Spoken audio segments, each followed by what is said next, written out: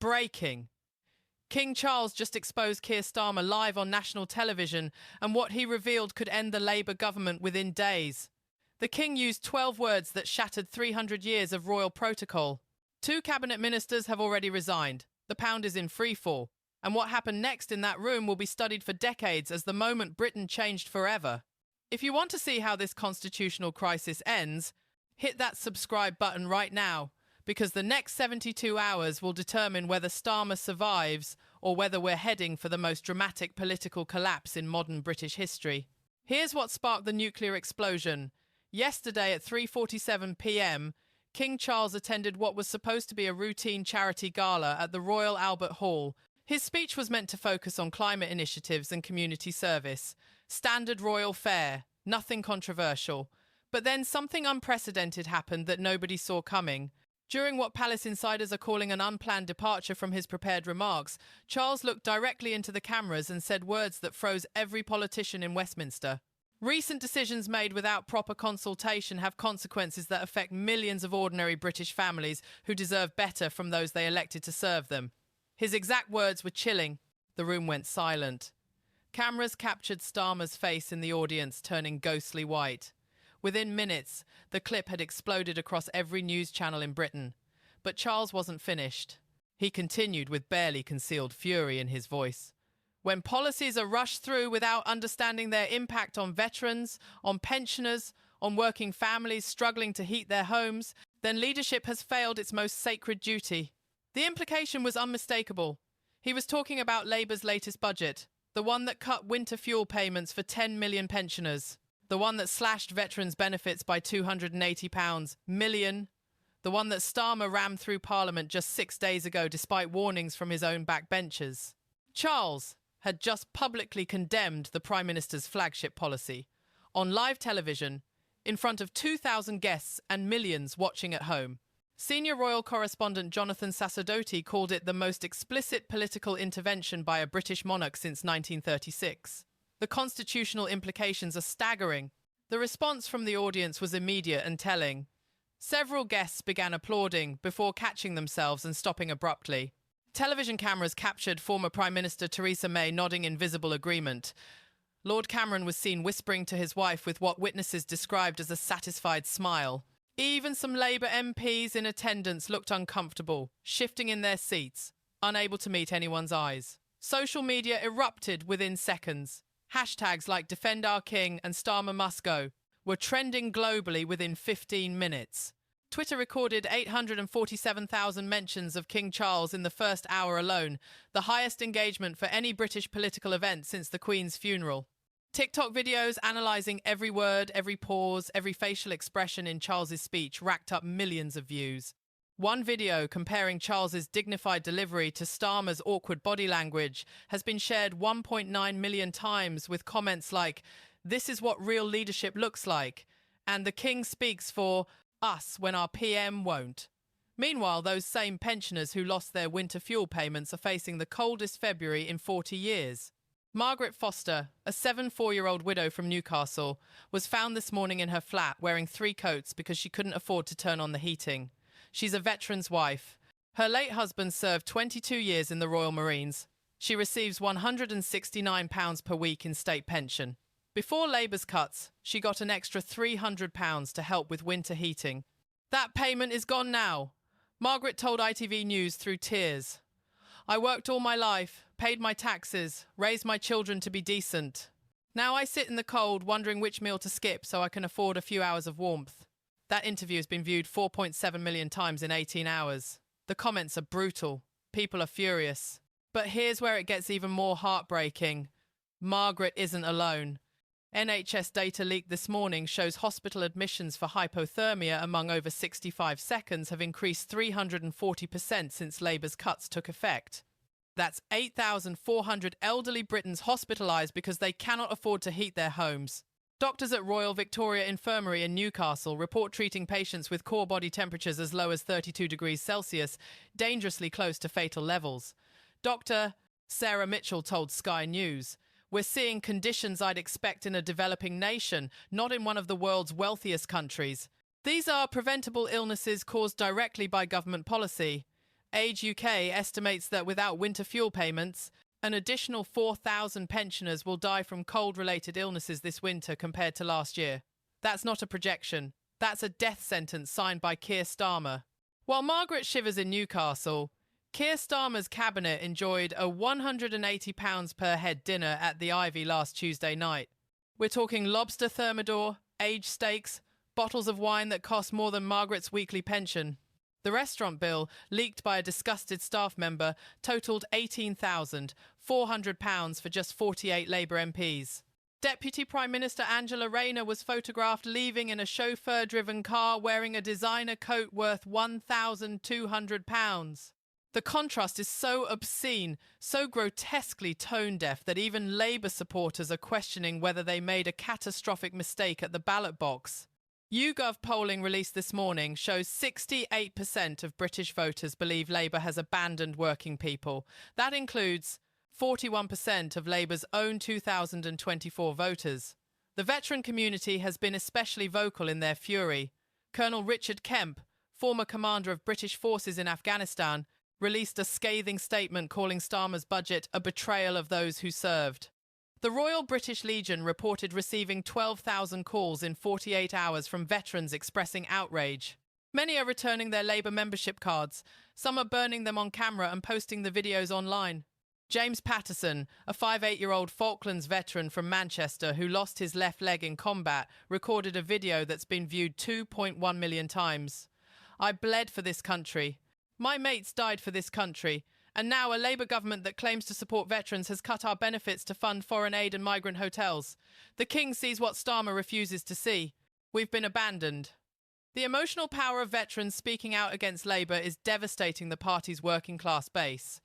Then something unprecedented happened that nobody saw coming. Within 2 hours of Charles's speech, Buckingham Palace released an official statement. Royal protocol demands the monarchy never explains, never complains, never clarifies political comments. But this statement was different. His Majesty's remarks reflect deep concern for the welfare of all British citizens, particularly the most vulnerable members of our society. That single sentence is constitutional dynamite. Palace insiders reveal that Charles personally approved that statement over objections from 3 senior advisers who begged him to let it go. One aide who spoke on condition of anonymity told The Telegraph, "He's had enough. He's watched this government hurt people he feels duty-bound to protect. The gloves are off."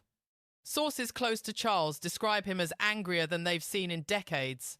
At an emergency meeting with the Privy Council this morning, he reportedly said, if they want to test the limits of constitutional monarchy, they'll discover those limits still exist.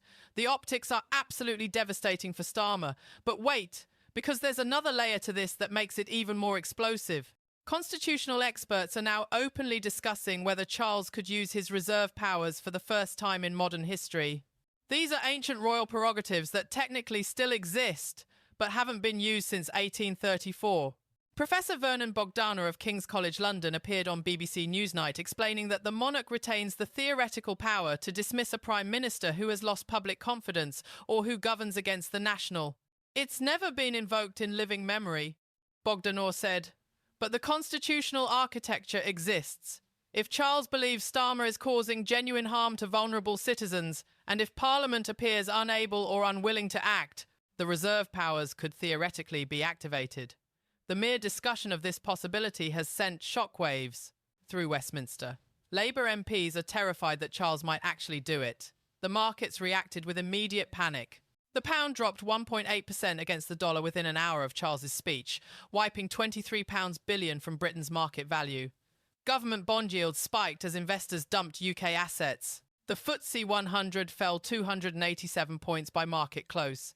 International traders are openly questioning Britain's political stability. Bloomberg ran the headline, "UK constitutional crisis triggers capital flight." Deutsche Bank analysts downgraded British economic forecasts citing political chaos. And here's the kicker. Major pension funds, the ones managing retirement savings for millions of ordinary Britons, lost an estimated £4.3 billion in value yesterday alone.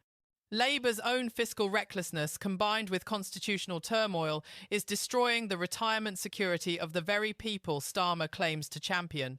Currency traders in London, New York and Hong Kong are betting against Britain in unprecedented numbers. Short positions on sterling have reached levels not seen since the 2016 Brexit referendum. Goldman Sachs issued a client note warning that continued political instability could trigger a run on the pound similar to the Liz Truss crisis of 2022. Foreign direct investment, already declining, has now frozen entirely, according to Department for Business and Trade sources who spoke anonymously to the Financial Times. Companies are delaying UK expansion plans, citing political uncertainty. Toyota announced this morning it's reconsidering its £250 million investment in its Derbyshire plant. That's 3,000 British jobs in jeopardy because international corporations no longer trust Britain's government. Inside number 10 Downing Street, witnesses describe complete pandemonium. Ministers are shouting at each other in hallways. Rachel Reeves, the Chancellor, was overheard screaming at Starmer's Chief of Staff, "You told me this budget was politically safe. You said cutting pensioners wouldn't blow back on us. Now the King is against us, and the markets are collapsing." Health Secretary Wes Streeting allegedly walked out of a cabinet meeting muttering, "This is finished. We're finished." WhatsApp groups with names like the Resistance and Plan B leadership are plotting Starmer's removal. The Parliamentary Labour Party meets tomorrow morning, and at least 47 MPs are prepared to demand his resignation. The magic number for a leadership challenge is 51. They're 4 votes away. Starmer looked visibly shaken at Prime Minister's questions this afternoon. Sources say his hands were trembling when he gripped the dispatch box. Labour's grassroots members are revolting too. Constituency Labour parties in 23 seats have passed emergency motions condemning the winter fuel cut. Branch meetings that normally attract 15 people are now packed with 200 angry members demanding answers. In Starmer's own Holborn and St Pancras constituency, party members booed his name at a meeting last night. The General Secretary of Unite the Union, Sharon Graham, called Labour's policies a disgrace and threatened to cut the union's £3 million annual funding unless Starmer reverses course immediately.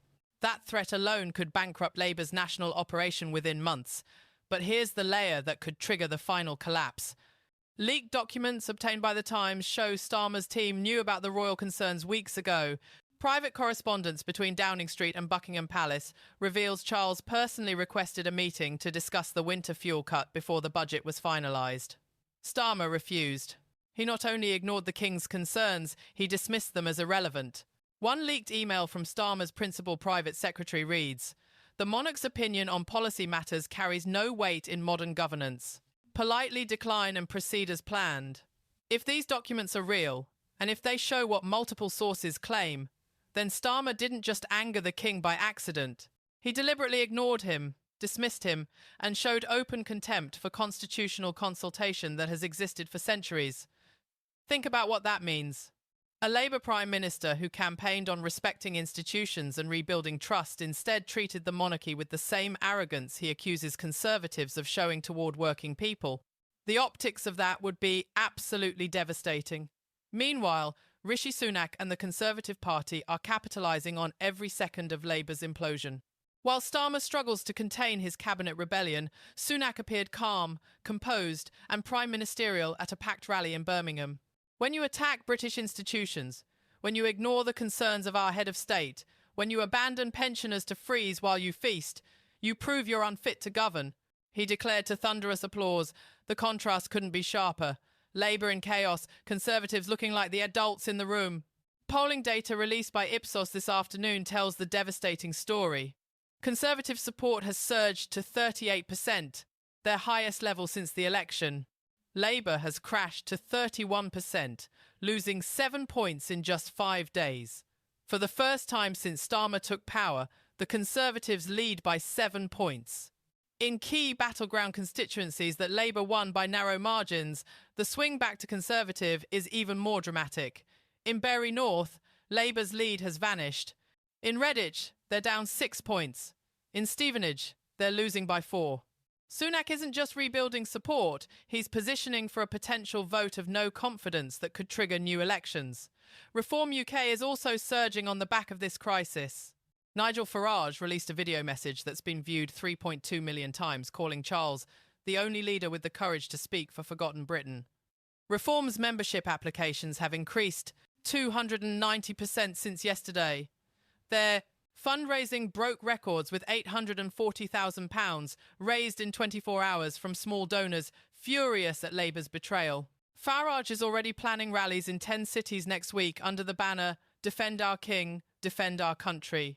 The three-way fracture of British politics is accelerating, and Labour is hemorrhaging support from both flanks. The international reaction has been equally damaging to Starmer's credibility. In Canada, where King Charles also serves as head of state, Prime Minister's office sources described his remarks as concerning and called for dialogue between the UK government and the Crown. Australian opposition leader Peter Dutton went further, saying on national radio that Starmer appears to have forgotten that constitutional monarchy is the bedrock of Commonwealth democracy. Even in Republican France, Le Figaro ran a front-page story mocking Labour's incompetence with the headline, "When even the king must speak for the people." American political commentators are comparing this to a president being publicly rebuked by the Supreme Court. Britain's reputation as a stable, mature democracy is being questioned globally for the first time in generations. The next 72 hours are critical. Tomorrow morning, Labour's parliamentary party meets behind closed doors to discuss Starmer's leadership. Sources confirm at least 4 cabinet ministers are prepared to publicly call for his resignation if he refuses to apologise to the king. Tomorrow afternoon, Charles hosts his weekly audience with the Prime Minister at Buckingham Palace, a meeting that usually lasts 30 minutes and stays completely private. Insiders say this one could run 2 hours and may not stay private at all. Tomorrow evening, protesters from both pro-monarchy and anti-Labour groups plan demonstrations outside Parliament that police warn could turn violent.